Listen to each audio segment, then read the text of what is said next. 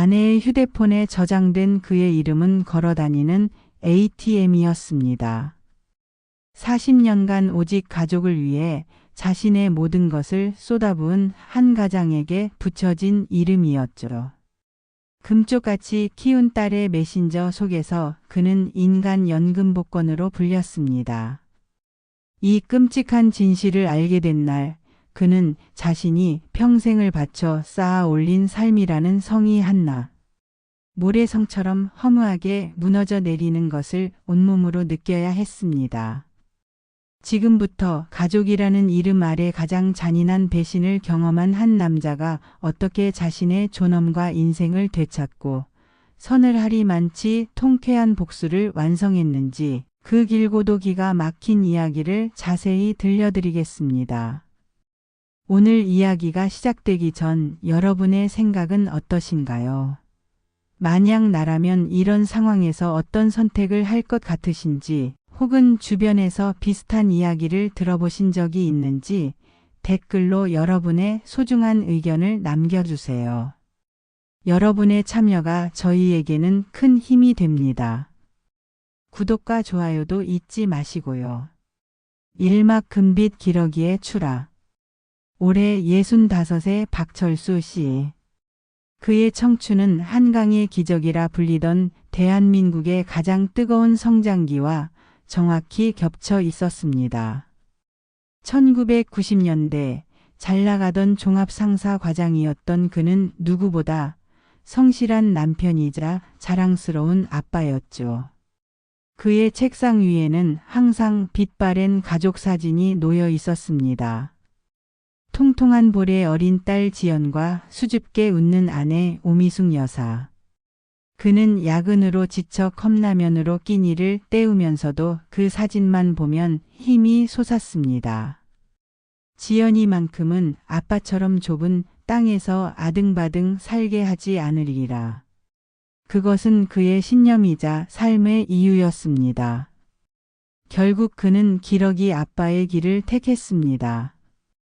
IMF 외환위기로 온 나라가 휘청일 때도 그는 허리띠를 졸라매고 구조조정의 칼바람을 견뎌내며 꼬박꼬박 미국으로 생활비를 보냈습니다. 동료들이 하나둘 회사를 떠나고 술자리에서는 가족도 없이 그 고생을 왜 사서 하냐는 핀잔을 들어도 그는 묵묵히 버텼습니다. 전화기 너머로 들려오는 딸의 유창한 영어 발음, 아내가 보내온 드넓은 잔디밭 위 가족사진 한 장이면 그의 모든 고단함은 눈 녹듯 사라졌으니까요. 그렇게 15년. 강산이 변하고도 남을 시간이었죠. 철수 씨는 명예퇴직과 함께 텅 빈 아파트에 쓸쓸히 혼자 남겨졌습니다. 이제나 저제나 가족이 돌아오기만을 손꼽아 기다렸습니다.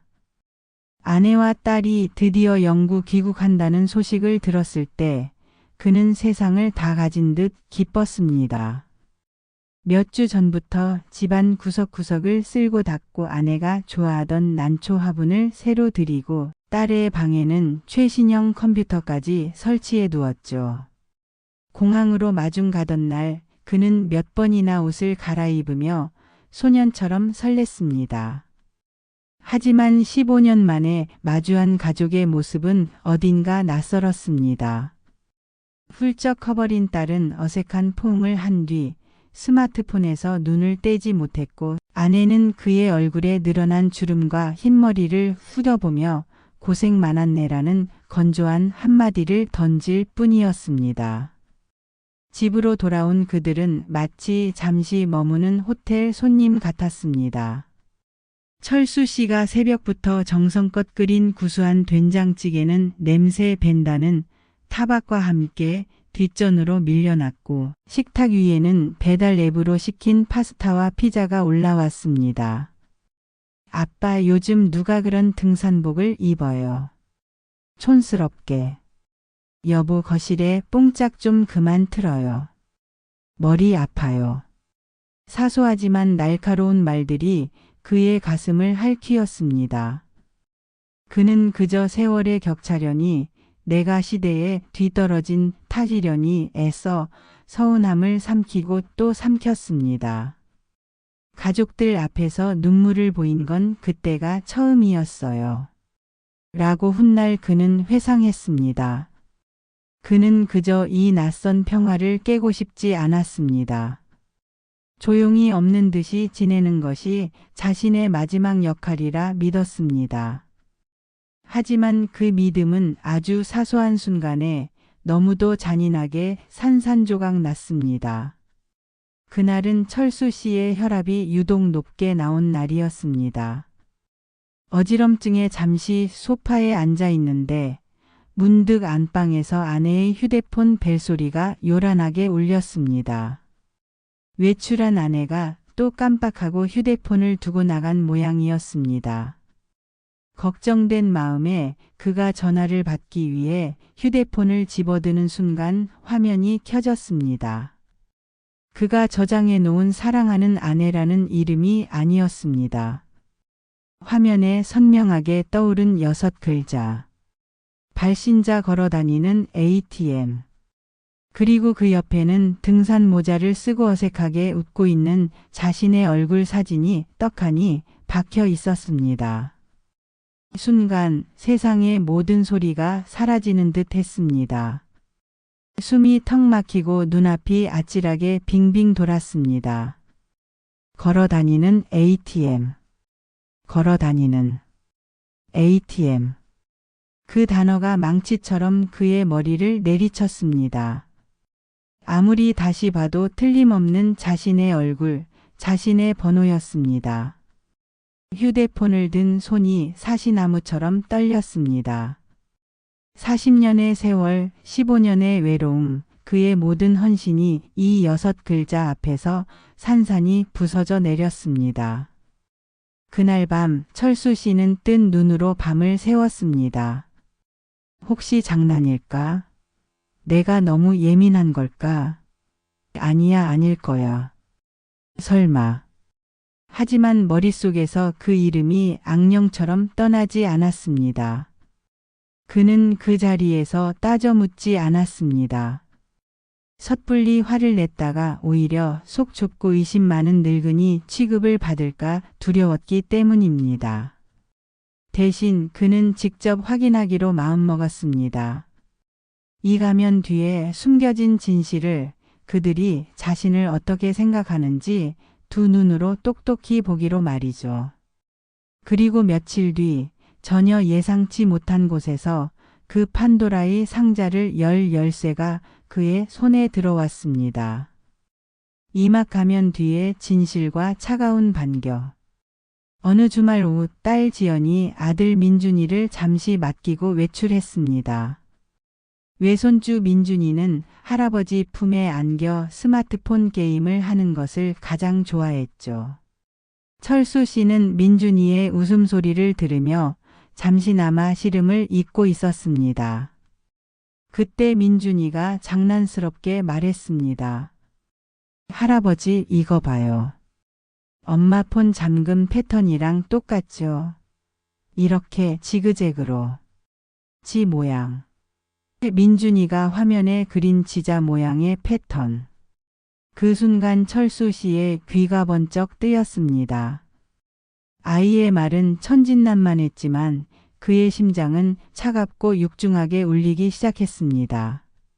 모두가 잠든 깊은 밤. 그는 도둑처럼 살금살금 거실로 나와 소파 위에 놓인 아내의 휴대폰을 집어들었습니다. 떨리는 손으로 그는 낮에 민준이가 알려준 지자 패턴을 그려 넣었습니다. 찰칵. 야속할 정도로 쉽게 잠금이 풀렸습니다. 그리고 그 안에서 그는 지난 40년간 단 한 번도 본 적 없는 아내의 진짜 얼굴과 지옥의 민낯을 마주하게 되었습니다. 연락처에는 여전히 그의 이름이 걸어다니는 ATM으로 저장되어 있었습니다. 심장이 내려앉는 심정으로 딸 지연과의 카카오톡 대화방을 열었습니다. 그 안에서 그는 인간 연금 복권, 살아있는 보험증서, 심지어 기름감 나오는 영감으로 불리고 있었습니다. 엄마 이번 달 아빠 연금 들어왔어? 나 친구들이랑 호캉스 가기로 했는데. 글쎄다. 이번 달엔 병원비다 뭐다 해서 빠듯할 것 같은데. 그 영감 요즘 자꾸 혈압 오른다고 징징대는데 진짜 짜증 나 죽겠어. 약값만 한 달에 얼마인 줄 알아? 아휴 그러게. 차라리 확 쓰러지시기라도 하면 사망보험금이라도 두둑이 나올 텐데 말이야. 눈치도 없이 너무 건강하셔. 지난번엔 등산까지 다녀오셨더라니요. 철수 씨는 손끝이 저려올 정도로 온몸이 차갑게 식는 것을 느꼈습니다. 가족을 위해 바친 세월이 그의 희생이 이런 식으로 조롱당하고 있었던 겁니다. 그런데 그를 정말로 얼어붙게 만든 것은 따로 있었습니다. 최근 뉴스에 대대적으로 보도된 한 노인 사기 사건에 대해 나누는 대화였습니다. 90대 노모와 70대 딸, 그리고 지인이 한패가 되어 10년간 동네 노인들의 연금과 쌈짓돈 45억을 뜯어냈다는 끔찍한 사건이었죠. TV 화면 속 망연자실한 표정으로 인터뷰하는 피해 노인들의 모습을 보며 철수 씨는 혀를 찼던 기억이 났습니다. 하지만 아내와 딸의 반응은 전혀 달랐습니다. 어머 저 할머니들 대단하다. 10년 동안 45억을 해먹었대. 머리 진짜 비상하네. 딸 지연이 이모티콘과 함께 답장한다 그러게. 당한 늙은이들이 바보지. 요즘 세상에 아는 사람이라고 쌈짓돈까지 다 내주는 게 제정신이야. 그러니 당하지. 피해자들에 대한 일말의 동정이나 사기꾼들에 대한 분노는 어디에도 없었습니다. 오직 어떻게 하면 돈을 쉽게 얻는가에 대한 감탄과 속는 사람이 어리석다는 비웃음뿐. 그 순간 철수 씨는 깨달았습니다. 아, 이 사람들에게 나도 저 뉴스 속 어리석고 순진한 늙은이일 뿐이구나.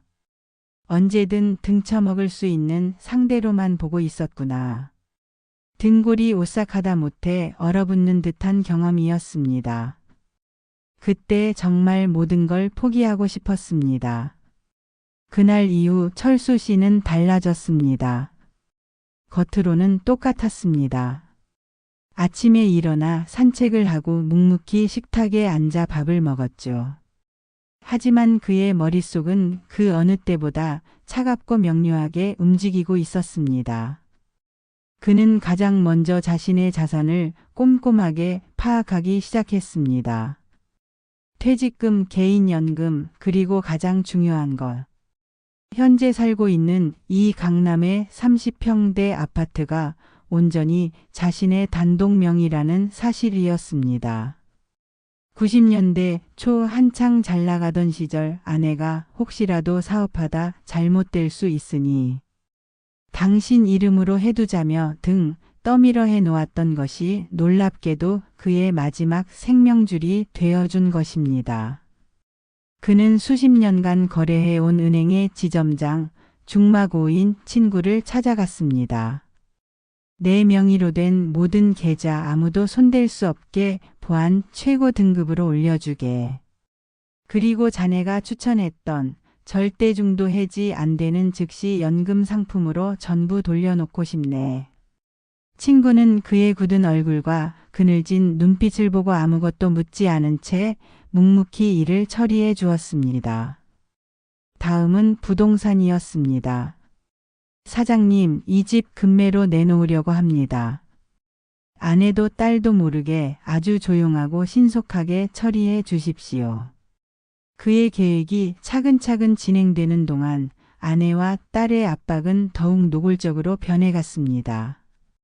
일부러 그의 눈앞에서 열쇠나 지갑을 숨겨두었다가 찾아주며 여보, 요즘 왜 이렇게 깜빡깜빡해요? 큰일이네.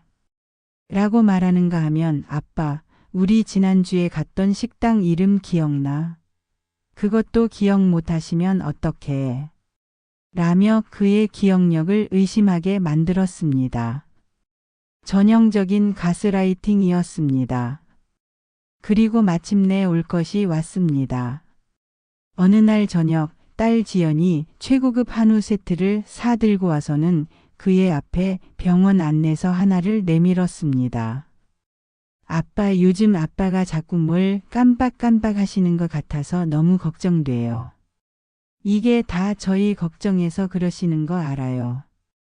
혹시 모르니 이번 주말에 저랑 같이 뇌 정밀 검사 한번 받아보시는 게 어때요? 그 순간 모든 퍼즐이 맞춰졌습니다. 이들은 그를 치매나 인지저하 환자로 만들어 법적 한정후견인 지위를 얻어낸 뒤 그의 모든 재산을 합법적으로 가로챌 계획이었던 겁니다. 철수 씨는 등골을 타고 흐르는 소름을 감추고 조용히 미소 지었습니다. 그래, 우리 딸이 아빠 걱정을 다 해주는구나. 좋은 생각이다. 검사 받아보마. 하지만 그의 마음속엔 서늘한 결심이 확고히 서 있었습니다. 그래, 너희가 짜놓은 이 지긋지긋한 연극 이제 내가 끝내주마. 산막 통쾌한 탈출과 새로운 인생. 드디어 집 계약 잔금이 치러지는 날. 철수 씨는 평생 처음으로 새벽 노량진 수산시장에 가 가장 좋은 자연산 도미와 싱싱한 전복을 사왔습니다. 그리고는 온종일 정성을 다해 완벽한 한정식 코스를 준비했습니다. 아내와 딸은 어리둥절해 하면서도 평생 처음 받아보는 극진한 대접에 기분 좋게 웃었습니다. 어머 여보, 오늘 무슨 날이에요? 웬 진수성찬? 아빠 오늘따라 왜 이렇게 잘해주세요? 곧 제 생일이라 그런가? 철수 씨는 그저 인자하게 웃으며 말했습니다. 그냥 마지막으로 당신들이 좋아하는 거 원 없이 한번 해주고 싶었어. 그 마지막이라는 단어의 서늘한 의미를 그들은 그때까지도 전혀 알아채지 못했습니다. 모든 식사가 끝나고 거실에 모여 앉아 과일을 먹고 있을 때 철수 씨가 조용히 입을 열었습니다. 지연아, 내 엄마 휴대폰에 내 이름이 뭐라고 저장되어 있는지. 아니? 순간 거실에 따뜻했던 공기가 칼날처럼 차갑게 얼어붙었습니다. 아내의 얼굴은 하얗게 질렸고 딸은 당황한 기색이 역력했습니다. 그걸 어떻게? 철수 씨는 말없이 자신의 스마트폰을 꺼내 그동안 캡처해둔 모든 대화 내용을 TV 화면으로 미러링에 띄웠습니다. 거대한 화면에 선명하게 나타난 걸어다니는 ATM, 인간연금복권이라는 글자들, 그리고 노인 사기 사건을 보며 낄낄대던 그들의 추악한 대화까지. 아내 오미숙 여사가 그 자리에 무릎을 꿇었습니다. 여보, 내가 정말 잘못했어요. 정말 미안해요. 그냥 사는 게 스트레스 받아서 친구들끼리 농담한 거예요. 절대 진심이 아니었어요. 제발 한 번만 용서해줘요. 딸 지연도 울먹이며 거들었습니다. 아빠 죄송해요. 저희가 정말 생각이 짧았어요. 다시는 안 그럴게요. 제발요. 하지만 철수 씨의 표정은 미동조차 없이 차갑게 굳어 있었습니다. 그는 탁자 위에 묵직한 서류 봉투 하나를 올려놓았습니다. 이건 이 집 매매 계약서다. 오늘부로 이 집은 내 집이 아니야. 내일 아침까지 당신들 짐은 모두 빼도록 해. 뭐라고요? 아빠 제정신이세요? 그럼 우린 어디서 살라고요? 두 사람의 얼굴이 경악과 분노로 일그러졌습니다. 그건 당신들이 알아서 할 일이지. 지난 15년간 당신들 뒷바라지하느라 내 노후자금은 한 푼도 못 모았더군. 이제부터라도 내 인생을 좀 살아야겠어. 당신들이 그토록 감탄하던 그 사기꾼 노인들처럼 나도 이제 내 머리를 좀 써야 하지 않겠나. 철수 씨는 자리에서 일어나 미리 싸둔 작은 등산 배낭을 맸습니다. 그 안에는 갈아입을 옷 몇 벌과 새로 발급받은 통장, 그리고 젊은 시절 아내와 함께 설악산 대청봉에서 찍었던 낡은 흑백 사진 한 장만이 들어 있었습니다. 그 사진을 꺼내 말없이 두 사람 앞에 던졌습니다. 이때의 당신들은 적어도 괴물은 아니었는데, 현관문을 나서는 그의 등 뒤로 아내와 딸의 절규와 악다구니가 들려왔지만 그는 단 한 번도 뒤돌아보지 않았습니다. 그날 그는 40년간 짊어졌던 가장이라는 무겁고도 허망한 짐을 내려놓고 오롯이 박철수라는 자신의 이름을 되찾았습니다. 그로부터 1년 후 철수 씨는 강원도 속초의 작은 바닷가 마을에서 살고 있습니다. 매일 아침 동해의 붉은 일출을 보며 설악산을 오르고 오후에는 방파제에서 낚시를 하며 소일합니다. 놀랍게도 지긋지긋하던 고혈압과 불면증은 거짓말처럼 사라졌습니다. 그는 그곳의 등산 동호회에서 자신처럼 저마다의 사연을 안고 도시를 떠나온 사람들과 어울리며 새로운 진짜 가족을 만들었습니다.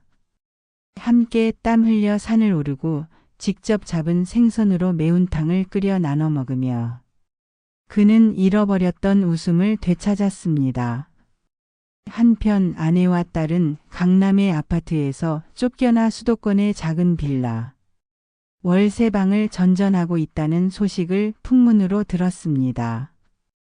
평생 남의 돈으로 편하게 살아온 그들에게 닥친 현실은 상상 이상으로 혹독했죠. 딸 지연은 결국 빚을 내어 차렸던 작은 옷가게마저 망했다고 합니다. 수백 통의 전화와 문자가 왔지만 철수 씨는 받지도 답장하지도 않았습니다. 다만 가끔 우편함에 꽂혀있는 외손주 민준이의 삐뚤빼뚤한 그림 편지만은 소중히 간직하며 희미하게 미소 지를 뿐입니다. 철수 씨는 종종 동해의 푸른 바다를 바라보며 생각합니다. 거울 속 초라하고 늙은 내 모습을 보며 모든 걸 포기하고 싶었던 때도 있었지. 하지만 그는 이제 압니다. 늦었다고 생각하는 순간이 가장 빠른 때라는 것을. 존중받지 못하는 관계를 자신의 손으로 끊어내는 것은 이기적인 행동이 아니라 남은 내 인생에 대한 가장 큰 용기이자 스스로에게 베푸는 마지막 예의라는 것을 말입니다. 그의 얼굴 위로 속초의 건강한 햇살이 따스하게 부서져 내리고 있었습니다. 오늘 박철수 씨의 이야기는 우리에게 많은 것을 생각하게 합니다. 여러분은 이 결말에 대해 어떻게 생각하시나요? 철수 씨의 선택이 통쾌하셨나요? 아니면 가족을 등진 그의 모습이 조금은 안타까우셨나요? 여러분의 다양한 의견을 댓글로 남겨주시면 감사하겠습니다. 구독과 좋아요를 눌러주시면 다음에도 여러분의 삶에 위로와 용기가 되는 더 깊은 이야기로 찾아뵙겠습니다. 모두 평안한 하루 보내시길 바랍니다.